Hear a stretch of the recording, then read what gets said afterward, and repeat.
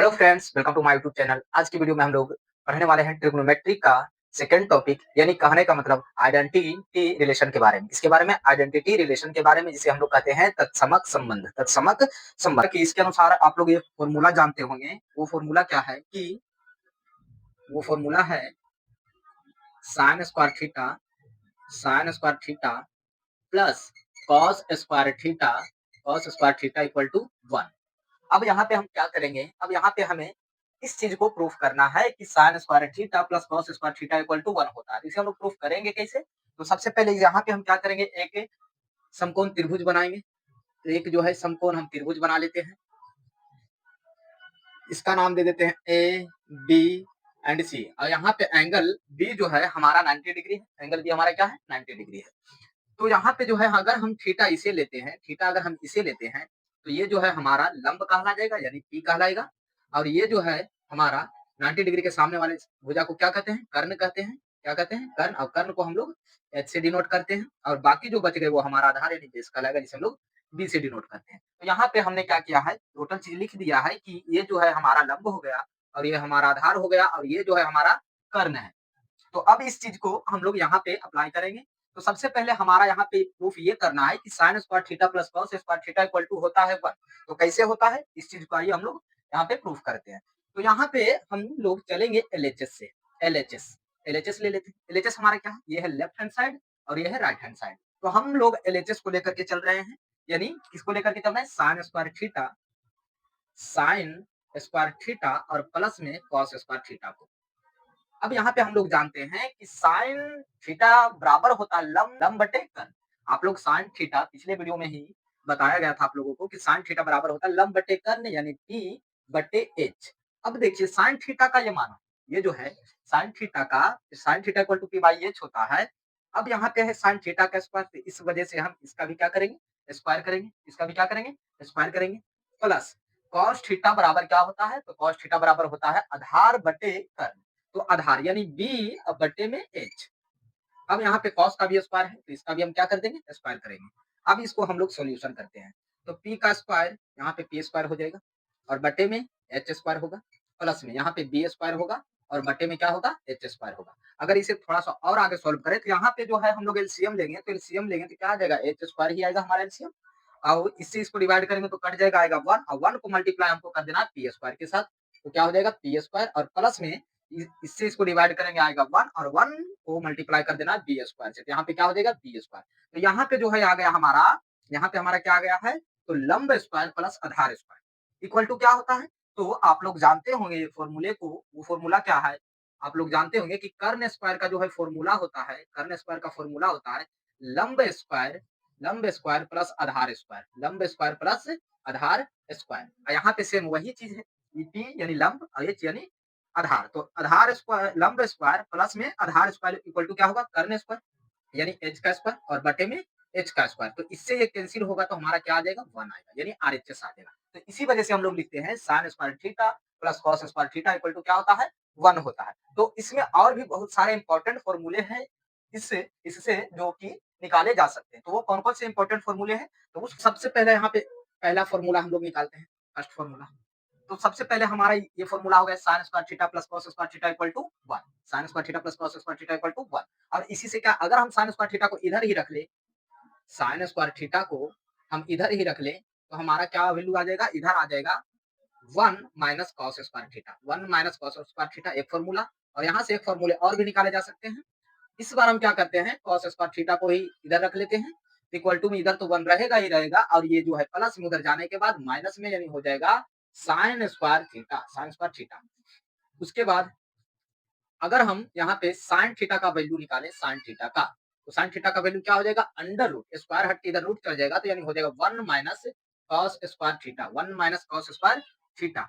And fourth formula हमारा क्या हो जाएगा? कॉस थीटा इक्वल टू, तो कॉस थीटा इक्वल टू क्या हो जाएगा? तो कॉस थीटा इक्वल टू होगा 1 minus sign square theta, sign square theta, sign square theta. तो जैसा कि आप यहाँ पे देख रहे हैं, हमने कितने फॉर्मूले निकाले हैं? 4 फॉर्मूले, और ये इसको मिला करके टोटल 5 फॉर्मूले। और इन सारे फॉर्मूले का यूज कहीं ना कहीं इस चैप्टर में होगा ही। तो इस वजह से आप लोग ये जो जितने फॉर्मूले दिखाए गए हैं, इसे आप लोग अच्छी तरीका से याद रखिएगा। चलिए तो अब देखते हैं हम लोग आइडेंटिटी रिलेशन में जो सेकंड फॉर्मूला है उस फॉर्मूले के बारे में।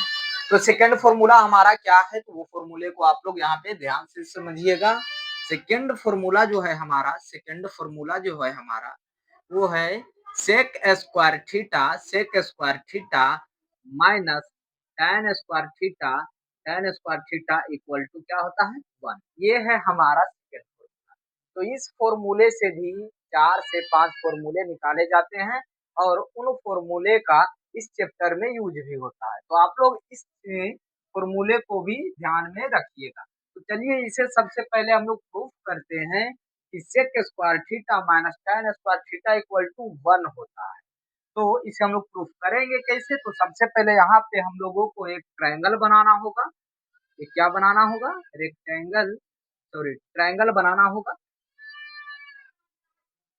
अब इसका नाम हम दे देते हैं ए बी सी। इसे हम लोग मान लेते हैं थीटा, और अगर इसे हम थीटा मानते हैं तो थीटा के सामने वाली जो भुजा होती है वो हमारी लंब कहलाती है यानी टी, और 90 डिग्री के सामने वाली भुजा कर्ण कहलाता है यानी एच, और बाकी जो भुजा बचता है उसे हम लोग कहते हैं बेस यानी आधार कहते हैं। तो चलिए इतना हमने लिख दिया। L H S.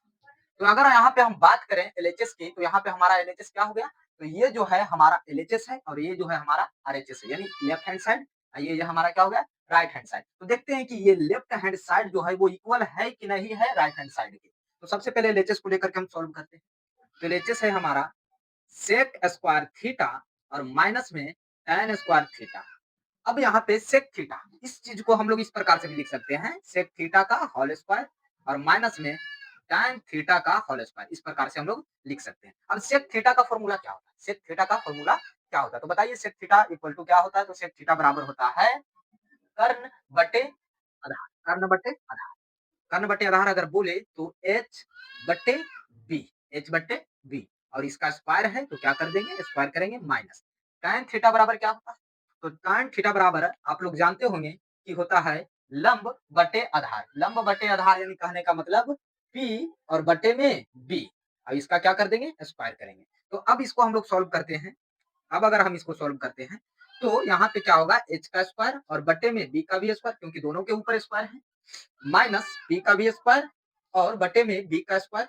अब इसका हम क्या करते हैं, तो एलसीएम लेते हैं। यहाँ पे जब हम एलसीएम लेंगे तो एलसीएम लेने पर हमारा बी स्क्वायर ही आएगा। अब देखिए बी स्क्वायर का एलसीएम बी स्क्वायर ही क्यों आता है, तो जिस प्रकार से हम लोग दो दो का एलसीएम लेंगे दो आता है, तीन तीन का एलसीएम लेंगे तीन आएगा, चार चार का एलसीएम लेंगे तो 4 आएगा। तो ठीक उसी प्रकार से यहाँ पे भी बी स्क्वायर कैल्सियम लेंगे तो बी स्क्वायर ही आएगा। अब इससे इसको हम डिवाइड करेंगे तो कटेगा एक बार में, और उस एक को गुना कर देंगे इसके ऊपर वाले से यानी एच स्क्वायर से।